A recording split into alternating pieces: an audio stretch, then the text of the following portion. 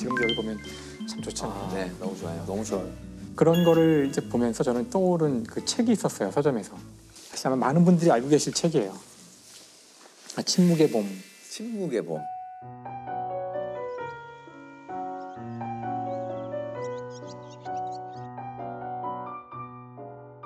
과학자가 쓴 문학 작품. 이런 게 정말 세상을 바꾸는 책이죠. 지금도 여전히 이게 진행 중인 얘기라고 생각해요.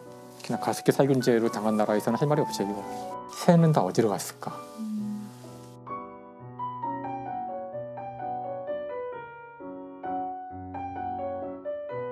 원래 봄은 침묵이 아니잖아요. 그렇죠. 봄은 되게 다이나믹해야 되는데 이 아름다운 느낌보다는 뭔가 좀 불길한 느낌이에요. 네. 이 책에 나오는 이 침묵의 봄은 바로 인간이 그 살충제와 같은 화학 약품을 대량으로 뿌리는 바람에 새와 다른 벌과 이런 나비와 이런 것들이 다 죽어서 조용해진 봄을 나타내는 거예요. 사실 이 당시만 해도 인간이 만들어낸 그런 화학 물질들 이런 거는 정말 위대한 인간의 미래를 보여주는 그런 것들이었고요. 농업에서는 가장 큰 적이 이런 각종 병충해들인데 그것들은 과학기술의 힘으로 다 죽일 수 있는 거예요. 그래서 이제 DDT라는 이제 화학 약품이 있죠. 뿌리기도 하고. 뿌리면 다 죽어요, 벌레들이. 근데 원래 이 DDT라는 이 화학 물질은 개발된 거는 19세기, 그러니까 1870년대예요, 놀랍게도. 근데 이제 그 특성을 잘 모르고 있다가 2차 세계대전이 발발할 때쯤이죠. 사실 독일에서 주로 인간을 죽이기 위한 그 화학전을 하려고 연구한 거예요.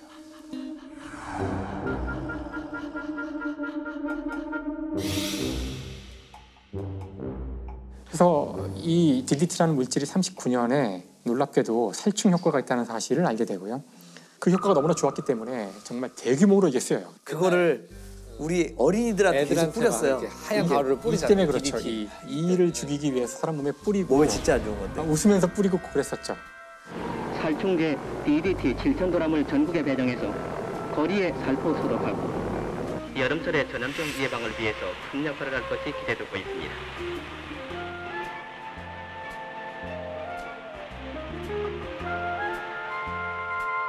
진짜 뭐 어디 가나 쓰였다고 그러는데 살충 효과를 발견한 업적으로 노벨 생리 및 의학상을 받아요.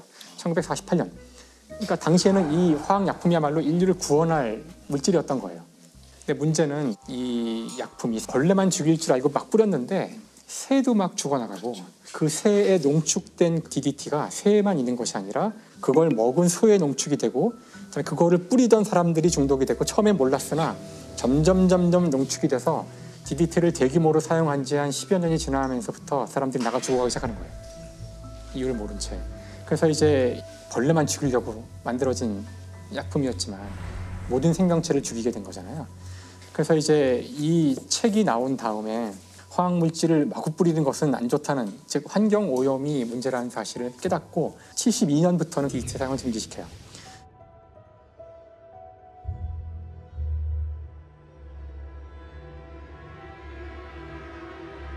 근데 이걸 보면서 이제 우리에게 가장 가까이 있었던 좀 이거보다 더 어처구니 없는 범죄가 있었는데 바로 가습기 살균제죠.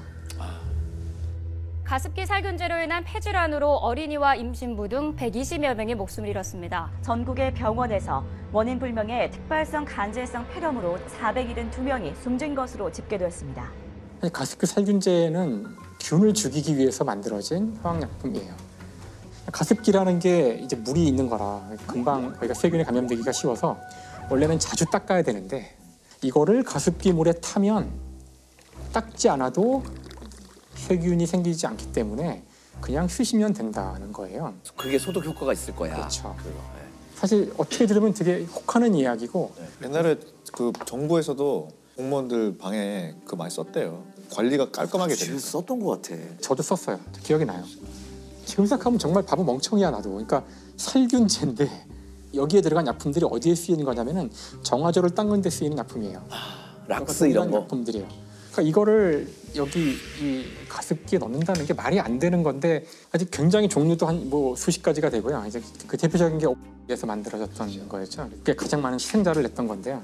근데 이게 문제는 이제 94년부터 쓰이기 시작해서 1년이 채 지나기 전에 사람이 죽어요. 근데 이유를 모르죠. 처음에 이유를 몰라요. 이유를. 주로 이제 유아들이 죽어요.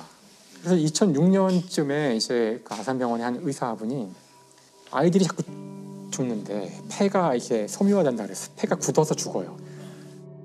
세균도 없고 바이러스도 없고 유전도 없고 뭐 요인을 몰라요. 근데 너무나 많이 이제 죽으니까 그 자기가 아는 소아과 의사들한테 메일을 쫙 뿌렸대요. 50개를. 혹시 이런 증세가 있냐? 나만 보는 건가? 여기만 생기는 건가? 정말 놀라운 일은 수많은 의사들이 똑같은 얘기를 한다는 거예요. 주로 봄에 많이 죽고 여름 되면 다 사라지고 모르겠다. 여름엔 가습기를 안 트니까. 안 트니까. 하지만 이제 그런 사실까지만 알아내서 이거 논문을 썼대요. 이제 소아에 대한 어떤 병인데 원인을 알 수 없는 원인 불명의 병. 이제 정작 이제 이 원인이 밝혀진 건 2011년인데 2011년에는 임산부들이 똑같은 원인을 알 수 없는 폐가 이제 섬유화되는 이유로 다 이제 막 죽어나가는 그런 일이 벌어진 거예요. 같은 병원에서.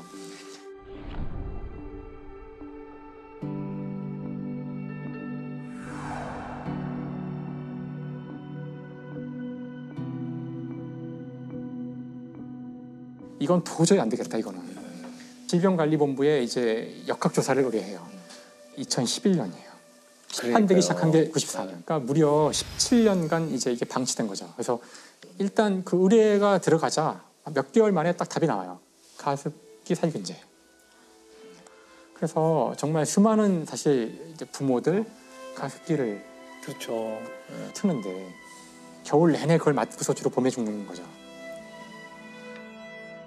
정부에 보고된 것만 220명 정도가 이제 실제로 인정받은 사람들이고 92명인가가 이제 사망한 케이스였고요. 가습기 살균제는 좀 화가 나는 일이기도 하고 그 판결이 결국은 그게 진짜 어이없게 났죠. 안타까운 게, 그러니까 목 같은 경우는 유죄 판결이 나왔죠. 이게 안타까운 게 사람들이 조금 더 편리하자고 하는 건데 그러니까 과학기술을 사용할 때 우리가 그것이 어떤 영향이 올지는 끊임없이 의심하고 이제 모니터링을 하고 관리하고 통제를 해야 돼요. 문제는 뭐였냐면은 이거를 당시 정부에서 관리 부처에서 제대로 이걸 테스트 안 한 거예요.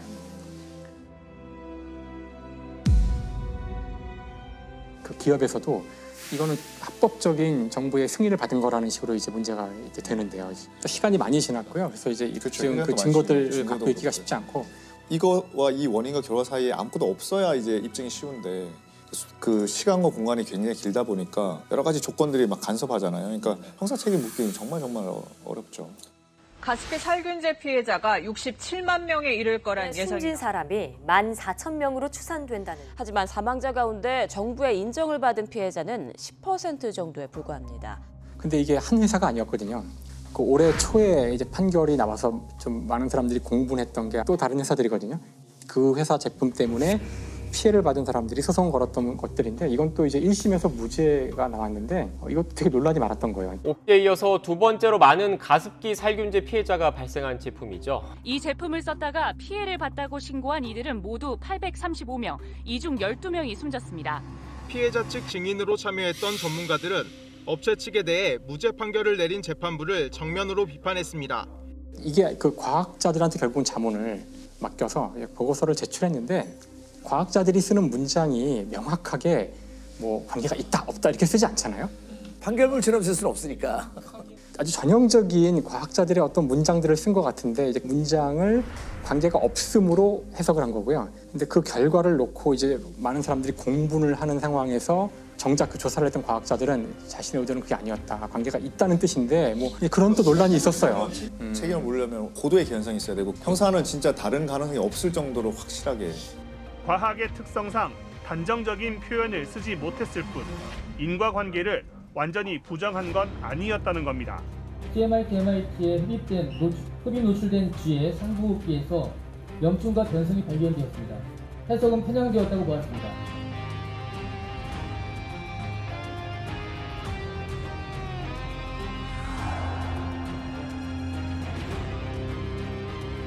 그 이제 서양에서는 1957년에 독일에서 개발한 약이 하나 있었는데 탈리도마이드라는 약이 있었어요. 탈리도마이드는 이제 진통제인데 뜻하지 않게 이 진통제가 그 산모들의 입덧을 약화시켜주는 그런.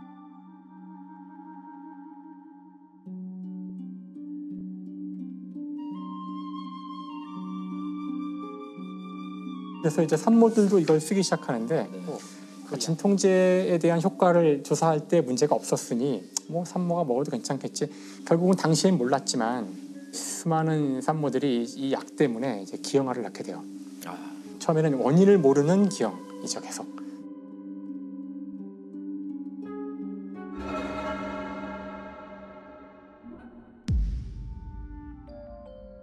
여기서 우리가 중요한 교훈이 미국은 희생자가 거의 안 생겨요. 왜 그럴까요? 이제 미국에다가 이걸 팔기 위해서 이제 승인 요청을 했는데 FDA에 있었던 프란체스 첼시란 분이에요. 당시 이제 그 조사관이죠. 이걸 승인할 수 없다. 왜냐하면은 입덧에도 효과가 있다고 지금 홍보를 하는데 태아에게 안전한지 테스트를 했어야 하는데 없다는 거예요. 근데 이제 제약회사가 예상할 수 있지만 큰 회사거든요. 빨리 이걸 통과시켜. 그러니까 이제 이 사람은 사실 말단 공무원인데 6차례를 심사를 요청했으나 6차례를 거부했다고 돼 있어요. 아주 올곧은 공무원이네요. 결국은 허가가 나기 전에 이 사건이 터지고 그래서 이 사람은 영웅이 돼요. 지금도 우리가 FDA 승인을 얻으면 그거는 안전하다고 믿는 이유는 바로 이 케네디 대통령의 훈장을 받죠. 전 여기 두 가지 교훈이 있다고 생각해요. 과학기술이라는 거, 이것이 좋은 점이 물론 있고 편리한 점이 있지만 정말 그걸 관리를 잘하지 않으면 큰 재앙이 생길 수 있어서 지금도 거의 100%예요. 우리가 예상 못한 일들이 생길 수 있거든요. 그러니까 그게 무서워서 하지 말자는 얘기가 아니라 엄청난 그 통제와 감시와 의심을 하면서 발전시켜 나가야 되는 거고요. 두 번째는 결국 침묵의 봄으로 돌아오는 이야기인데 우리는 사실 생물의 입장에서 되게 희한한 종이에요. 호모사피엔스는. 다른 생명체는 이게 밖에 나가보면 서로 잘 어울려 살아가거든요. 풀에 벌레가 있고 저 산에 새가 있고 다 같이 함께 어우러져 살아가는데 호모사피엔스는 되게 지금 이 안에 보세요. 우리밖에 없어요. 그렇네요. 저도 사실 우리 집안에 벌레 한 마리만 들어와도 마음이 편안하지 않거든요. 우린 그런 종이에요. 다른 종을 다 이렇게 배격하면서 나한테 걸리적거리는 나를 불편하게 하는 생명체가 나타나면 다 죽여버려요.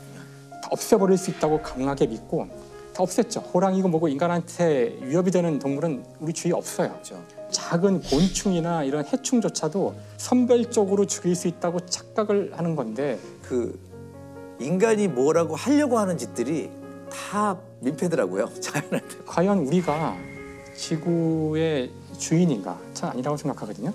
우린 지구의 세입자예요. 우린 세입자인데 왜 우리는 다른 생명체와 함께 살아가려고 노력하지 않는가? 그러니까 이건 사실 인류가 자연에 대해서 행하는 범죄라고 생각해요. 범죄자가 범죄를 저질렀는데 이제 술을 먹어서 심신미약 상태에 있으면 이제 범죄 요건이라는 게 구성 요건, 그다음에 위법성, 책임 이 세 가지가 다 충족이 돼야 되거든요. 여기서 이제 책임이 너무 어리거나 14살 미만이면 책임 무능력자고 책임 중에 하나가 그 심신 상실이나 심신 미약이 있는 거예요. 진짜 제정신이 아니었던 거. 네, 그 당시에 술을 먹었다고 해서 심신 미약을 인정할 수 있는 거거든요. 판사는 이제 심신 미약 그 하한을 2분의 1로 다운시킬 수 있어요. 그거 가내주는 게 맞나 싶기도 한데. 오히려 그걸 이용하는 사람들이 이제 많아지고 점점 늘어나는 것 같거든요. 그런 사례 때문에. 계속적으로 문제 제기가 되기도 했었는데 근데 이제 2008년에 조두순 사건이 검찰에서 무기징역을 구형하거든요. 구형하는데 결국 정말 낮은 형량이 12년을 받아요. 그 12년을 받은 이유가 주치경감이거든요. 술을 많이 먹어서 심신미약 상태였다. 8살짜리 여자아이를 잔혹하게 성폭행한 조두순 사건을 1심 재판에서 법원은 조 씨가 술에 취해 사물 변별 능력이 없었다는 점을 감경 사유로 들어 징역 12년을 선고했습니다.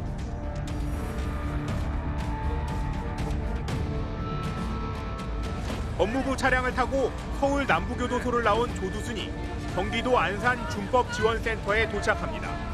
진심으로 뉘우치고 계시나요? 이 심신미약 술 때문에 벌어진 심신미약을 악용한 대표적인 게 조두순 조항에 따라서 아마 감경을 한 걸 거예요. 심신미약자는 감경한다. 2018년도에 법 개정이 됐는데 감경할 수 있다. 그러니까요. 네, 감경할 수도 있고 안 해도 되고. 근데 오히려 사실 강력 범죄도 그렇지만 최근에 이슈가 되는 것들이 성추행 범죄 같은 거 있잖아요. 그때 이제 많은 문제가 생기는 것 같아서. 아니 그래서 법 개정이 됐더라고요. 성폭력 범죄는 감형을 할 수 없게 법 개정이 됐더라고. 이게 조두순 사건 때문에 그 여파가 미친 거고.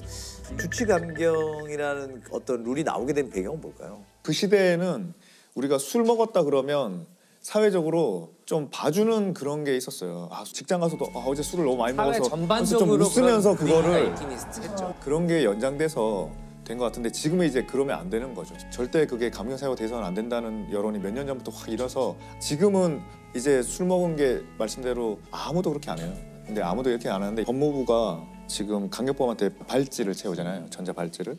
그다음에 이제 팔찌도 이제 하려고 하는데 혈액을 측정하는 혈액이 아니에요. 그냥 이 땀.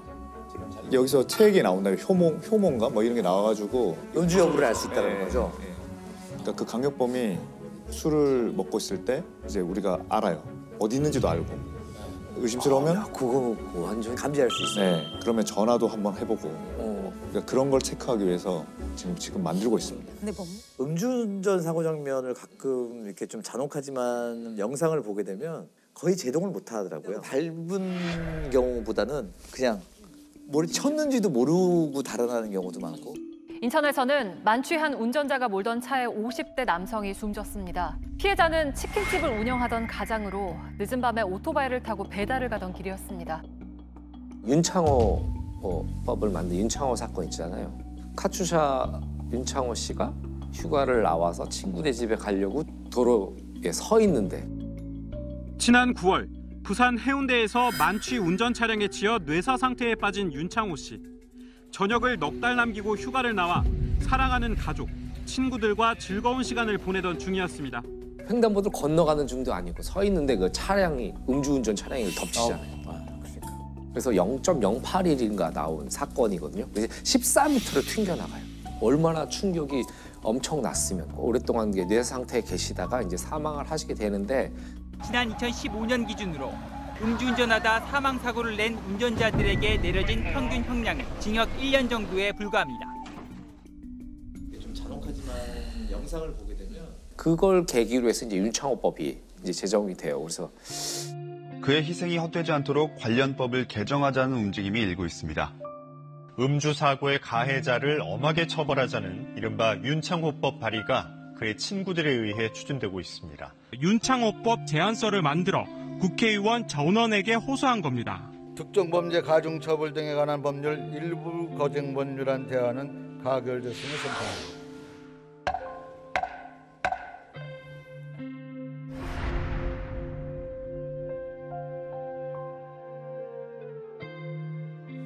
좀 다른 관점인데 이건 자동차 회사들한테 요즘 기술로 할 수 있을 것 같아요. 아, 음주하면은 바로. 아니 그러니까 딱 좌석에 앉으면 시동 안 걸리게 좀 하는 기술이 그렇게 어려울까? 속이겠죠. 그걸 이제 뭔가 그거 씌우거나 이제. 그렇지. 또 그러면 또 어디 인터넷에서 팔 거야. 이걸 쓰면 술 냄새가 안 나서. 아 왜냐면 되게 권장할 만한 기술이잖아요. 아니 그 센서를 어떻게. 사실 자동차라는 그 기계가 좀 이상한 기계긴 해요. 인간의 속도 감각이 아니거든요. 사람들의 많은 착각이 아무리 우리가 빠르게 뛰어봐야 시속 뭐 10에서 20까지 뛸 수 있을까?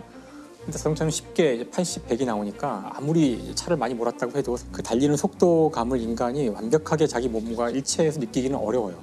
그래서 거기 약간만 이 정신이 흔들리거나 그러면 자동차가 과연 우리에게 물론 편리를 주는 도구이기도 하지만 사실 지금 우리가 가장 많은 사람이 죽는 이유가 병 빼고요. 거의 자동차거든요. 어떤 면에서 우리가 자동차를 유지하려고 많은 희생을 치르고 있다고 볼 수도 있고. 그렇죠.